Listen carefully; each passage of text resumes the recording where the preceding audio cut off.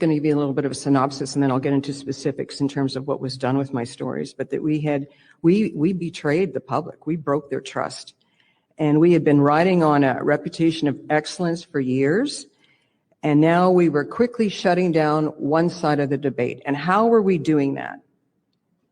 We branded the doctors and the experts the CBC chose that we used in our stories. We branded them as competent and trustworthy. And those who questioned and challenged the narrative were portrayed as dangerous and spreading disinformation.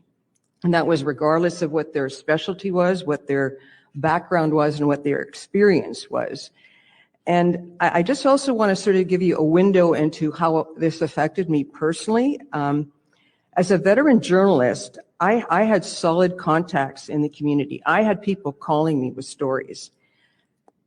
So I was seeing and I was hearing and I was absorbing all their stories of suffering and pain, and they were sharing them with me, and these stories weren't being told. Some of those were from injured. Some were from people who had lost their job because of their vaccination status, those whose families had been blown apart and they'd been ostracized, university students who were depressed over repeated lockdowns and mandates, and parents who were calling me that were agonizing on whether they should vaccinate their child or not. So all these stories were sitting inside of me. They were left with me, and I felt the crushing burden and the weight of their truth not being given a voice.